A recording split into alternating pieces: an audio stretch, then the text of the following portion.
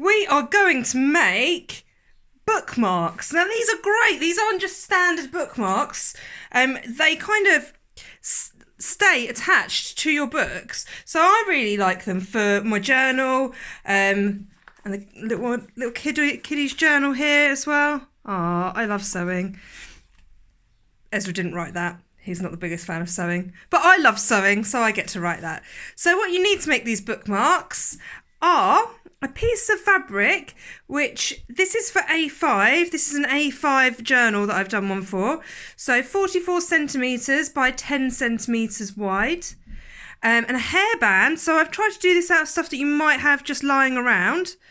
And a button. If you want to make them adjustable, so that they fit around different size books, you may want to have 2 buttons and pop another button on there as well.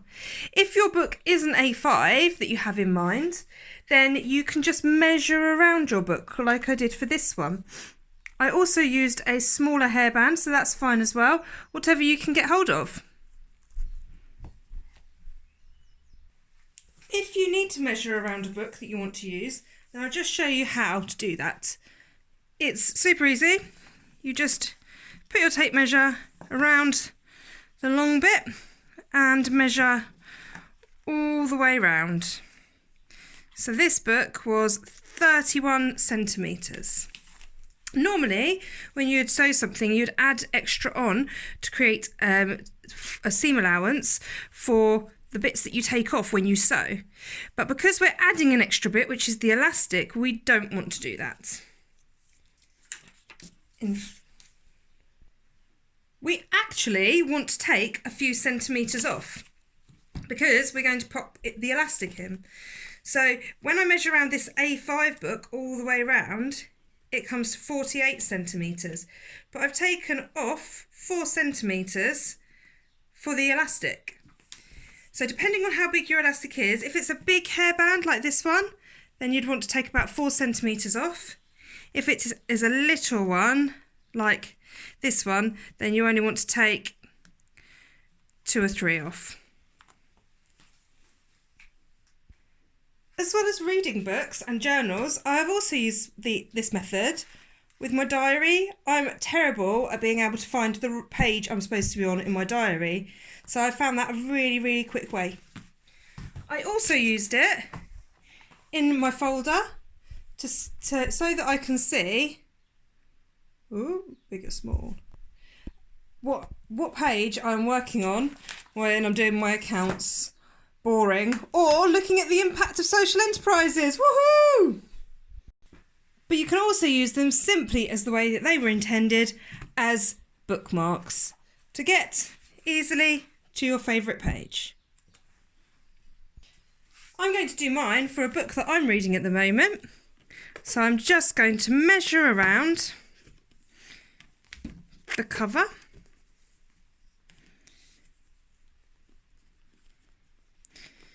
And it's 44 centimetres. So I'm going to take off 4 centimetres for my elastic, which brings it to 40 centimetres. I now have my piece cut 40 centimetres by 10 centimetres. I have my sewing machine set on a normal straight stitch. You can also do this by hand. On my previous video, for the kids sew along, I sewed a little hairband by hand, so you can see how you can do that as well. So what you now do is you put your right sides together, and that's the outer sides of the fabric, that's the nice sides. So we want to sew on the wrong side, which you can often tell by this, the print's not as bright. And we pop them all together. Now you can pin them if you would like to. I would like to, but I can't have I don't know where my pins are. So you just pin all the way down there. If you do not want to pin, or you don't have pins, just make sure that that edge lines up perfectly with one another. Okay. And then you just run your foot along the edge of the fabric so that you've got a nice seam allowance, which is the amount of fabric from the line of stitching to the outer edge, and you just go all the way down.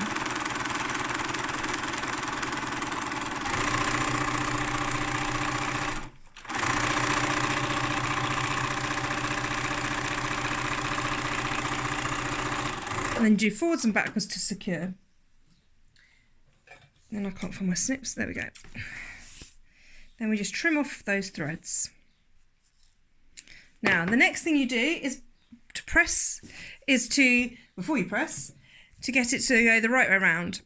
So I just get a pen and then I pop the top over the top of the pen and I just kind of fold it over itself. So you can just fold it over itself like that first. And then I pop the pen in there and I just pull down that one layer over the top of the pen. Sometimes I pop the pen on the table, make sure that the nib's not out, make sure it's got its lid on, and I just try to grab one layer of fabric at a time and then just pull it through, and then it comes out the other end. And there we go. So you might need a grown-up to help you with the next bit because it's using an iron. So now you come over to the ironing board and you want your seam to be in the middle of the fabric because you're going to press it nice and flat.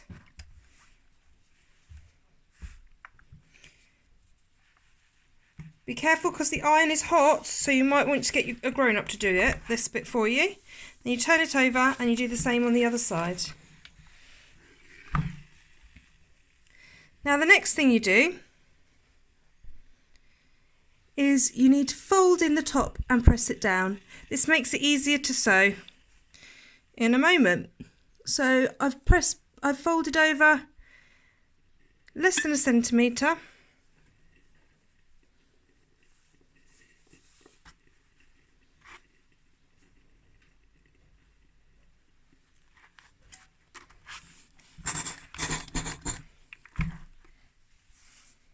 And then you do the same thing to the other end.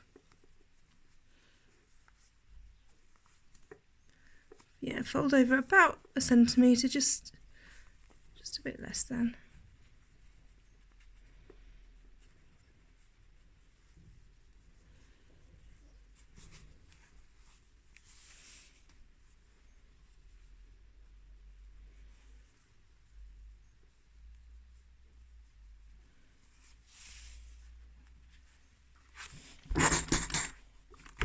There we go. So now you simply sew up one of the openings. So remember to do your secure stitch, which is forwards a couple of stitches and backwards a couple of stitches when you start and finish. Then you just snip those bits off. Next time you grab a hairband. You just place the hairband over the end and then fold over the top of the hairband. Probably 1.5 centimetres, but you may want to at this stage check on your book and see how it looks.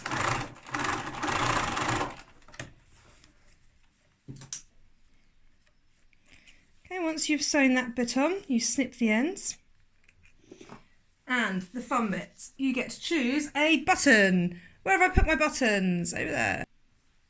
So now I have some buttons. I only need one, which I'm going to choose now. And I think this nice bright yellow one for me. I like that. And I'm just tying a knot in the bottom of my thread that I've got because I'm using 2 bits of thread. So when you pull your thread off of your cotton reel, you can double it over and then you will have a loop. But because I've already been sewing with mine, I don't have a loop already, so I just tied a little knot in it in the end, which will all become clear in a moment. So now I've got my button. I want to just come through the fabric, through the button, and then back out again. And then when I'm on the back of the fabric, I want to find that loop or the knot, as the case may be for me.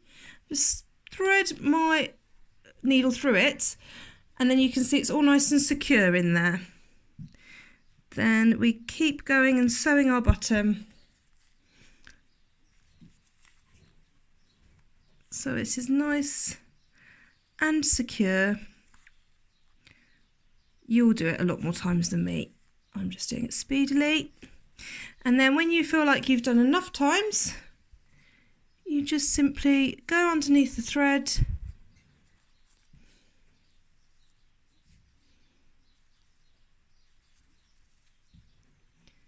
and tie some knots.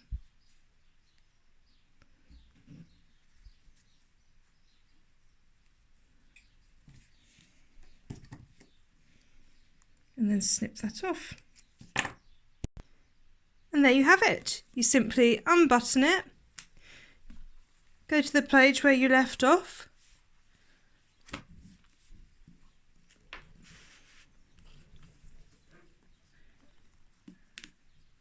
and pull it round like so. Oh, I've got mine upside down.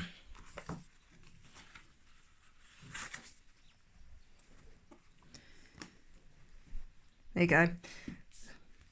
That's better. Get the directional print in the right direction. And then when you come to your book, it doesn't matter if your children do this with your book.